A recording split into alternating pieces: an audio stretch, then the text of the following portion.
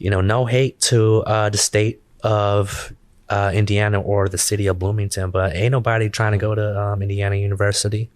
You never know. Yeah, ain't, I mean, well, a lot of successful people graduate from there. Don't get me wrong, but it wasn't for me. Yeah, I hear you. So, the second year I applied, I eventually made it to UCLA, and history is made from there, and I'm not looking back. I love the city of Los Angeles. It's lots of opportunities, and so speaking of opportunities, you and I, funny story, you met on LinkedIn. Right. I was like, who's this guy from the Bunch Center shooting me, the connect button requests? But I was like, you know what? He's doing a lot of stuff that I'm trying to do. I see you're doing some reparations work. I'm doing racial wealth gap stuff. So, let's make something out of it. And so we decided to finally meet on campus. Yeah. And, here we are, in this space. Yeah. Yeah, man. So my story's a little bit different than yours, but, I grew up, we started off in Compton, one of 15 kids. So it was a lot going on. A lot. Man. So, going through like the whole story, it was pretty interesting. We bounced around a lot. My dad was in and out. My mom struggled as a typical single mom would. We dealt with a lot of ups and downs. Eventually we were in the foster system. So being taken away from the family, all of the natural supports, that was difficult, fast forward, my mom does end up getting us back. We moved to San Fernando Valley. After being bounced around maybe 12, 13 places. I'm 13 at this time, getting ready to go into high school, thinking I'm fresh. I hit that summer, and bam, life happened, and I end up getting pistol whipped, hit in the head, lost the ability to read and write. So going into high school was very difficult.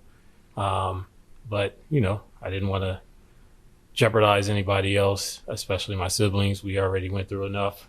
Didn't want to tell anyone, never went to the doctor. Figured, we'll just wing it, make it happen. And you did make it happen. I made it happen. Way. Yeah. So, my mom passes at 18. So I have 5 siblings that are younger than me, and it's go time. You got to make the best of what you can. So I did what I could. Tried to do the best I could to help raise them.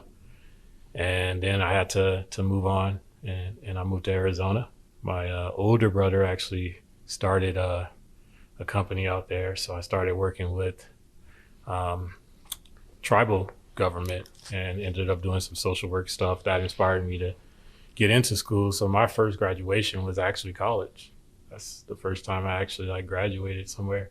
And then, I went through the rest of life, ups and downs, was homeless for a little bit, came to UCLA, got an opportunity to work in reparations, started realizing that all the things that I went through in my life led me to this moment where the adversities I had to overcome, there were parallels to what my ancestors had to overcome.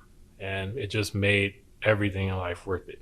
And so today, I hope to be an example for others, to lead by example, be the best person I can be, and open those doors like it's been open for me. And I think too, the best way to open doors for others is to be your best authentic self. And, that's what I feel we bring to the podcast is unfiltered, uncensored, no bullshit type content. Yeah, man. Being non-traditional, it's kind of one of those things that it's up and down, right?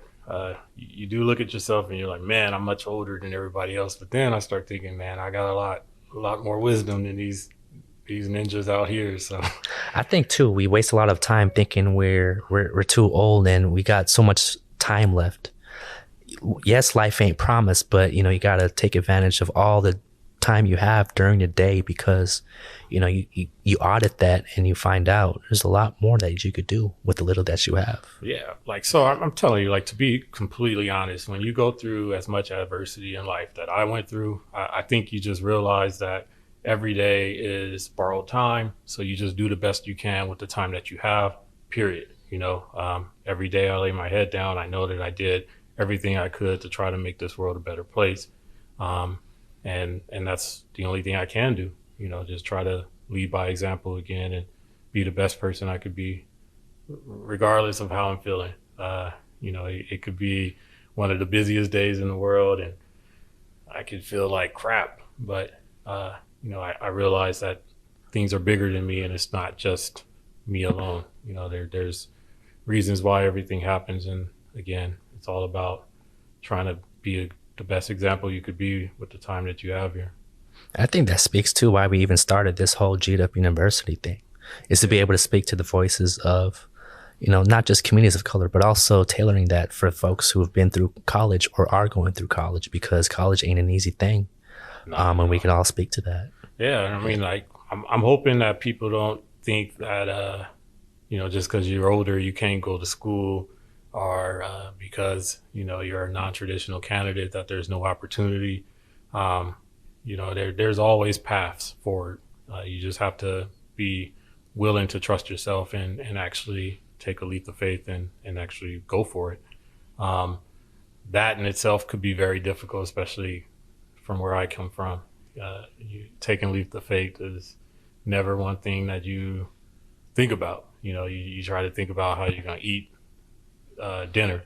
You think about how you're going to live the next day.